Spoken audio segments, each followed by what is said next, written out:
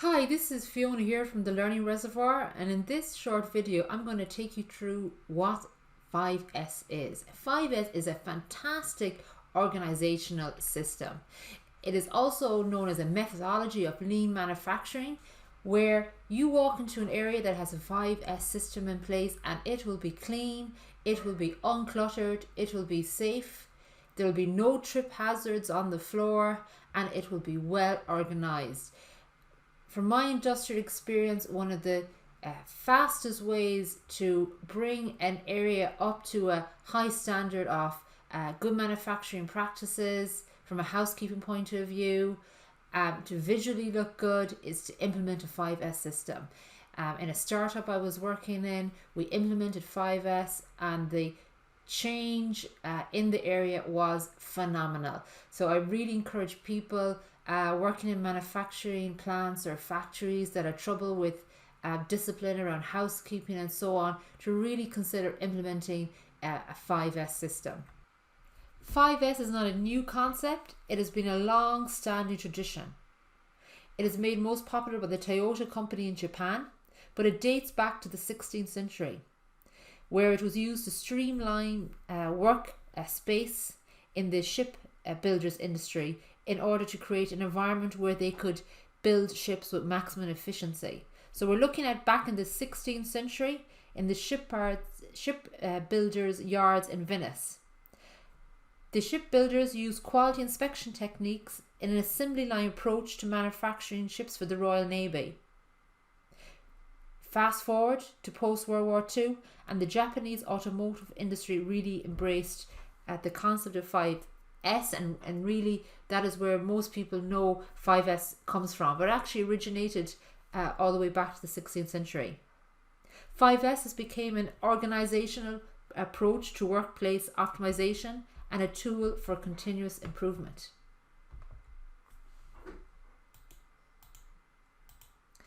So what does 5S actually stand for? Well, 5S is an acronym of 5 Japanese words.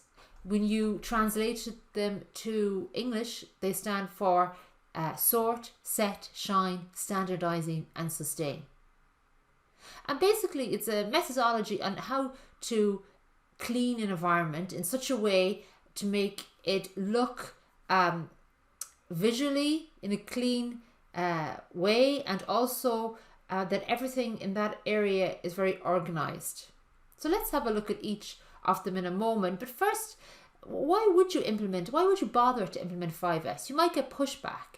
People might say, well, another methodology, why should we bother with it? It's expensive, why waste the money? Why should we change the way things we're doing? We're running our factory now for 30, 40, 50 years. Why should we change? And it's going to take time. Well, I would say from my own personal experience, it doesn't cost that much money to do. Once you're trained in 5S, it can be implemented very quickly, and it really does bring about improvements. So you want to clean an area. So therefore, you're not going to have brushes lying around, which can cause trip hazards and things like that. So it promotes a safe and healthy and a good looking work environment. When you're in the cleaning process, you see items that you might never use. So you're getting rid of waste elimination. And making things efficient results in cycle time reduction. When you remove stuff from an area, now you have more space. There's less inventory and process lying around, and people have develop by learning, by education through the 5S process. They have improved work ethics. So what is the number 1S? So number 1S in the 5S methodology is clearing. So let's take an example. Say if you're working in a warehouse and there's one section of it that it's always messy. And there's always that person that, they just have a messy desk. And hands up here for myself, I could do it 5S on my own desk. But let's say we want to implement 5S for this individual's work area. So number 1 is sort. We have to clear. So it's clearing. So only what is needed in the amounts necessary as they're required should be in your work area. So you need to eliminate unwanted items from your work area. So you stand back, look at your work area and decide, well, maybe have three set up on your workstation, three, print out a white A4 piece of paper and write on one rubbish. The second one could be archive, and the third one sheet of paper could have the writing needed. And then you start sorting through your paper, and you put them in each pile of paper will start to build up under the different headings, and then the one that's rubbish, you dump it. The paper that you need, you keep, and the archive paper you archive.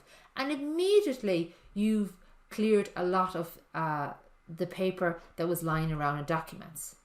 Now, the paper that you're going to keep, the documents that you're going to keep, now we move on to 2S, which is set, organizing. So you want to organize the paper. So the philosophy here should be a place for everything and everything in its place. So in this instance, in this picture, we can see we have a paper tray. And in the paper tray, you could have dated paper tray, so mail that came in today, or documents that must be worked on today, documents that must be worked on weekly, and so on. But you organize, you come up, depending on what you're doing, you come up with a system for organizing your documents. Now we're on to the third S, which is shine, or cleaning. Here you want to implement a system where you regularly clean your workspace, your environment, you remove trash, you dust down, and so on. So you want to keep your workplace spotlessly clean. That's the concept of the 3S, the shine, the cleaning part of the 5S methodology. And how do we know if we're successful? Well, there won't be spillages of drinks falling over in your work area or in the factory floor. There might be reduction in the number of accidents because the area is lovely and clean, and it will look well. So it'll be a pleasant area to work in also. The fourth S is standardizing. So you want to set up norms for a neat, clean workplace, and you want to provide details of how to maintain the norm. So how do you do that? Well, you create procedures around, for this particular area, these are the housekeeping duties that need to be performed at the beginning of a shift or at the end of a shift. You want to use visual management, color coding of files.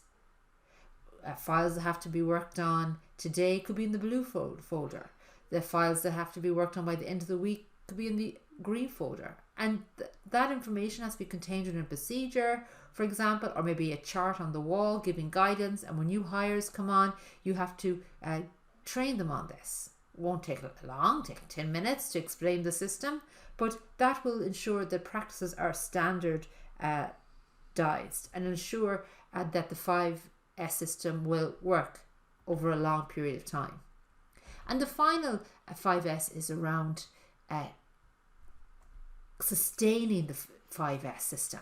So it's easy to do once, it's great, everybody gets the training, everybody's impressed, wow, look how great the place looks, but its consistency is difficult. To maintain that system is difficult. And that takes us to the final step in the process, 5S, sustain step. And this is where you bring in self-discipline training. You want your 5S system to become a habit. You want everyone to stick to the rules and make it a habit. How do you do that? Well, for example, you could do regular audits of the area and you reward people by praising them, showcasing their good work. If they implemented 5S in one area and there's been great improvements and you document those improvements, share them with other teams. And all of this implementation of 5S brings high employee morale, people are involved in the area, they come up with suggestions of making better systems around visual management and so on. And that's all really positive. And from my own experience, as I said before at the beginning of this tutorial, I think it's a fantastic tool. I've seen firsthand how it can work really, really effectively in an operations production situation. So I really hope you enjoyed this video and you found it helpful. If it was, please give it a like and subscribe to our channel for lots more tutorials.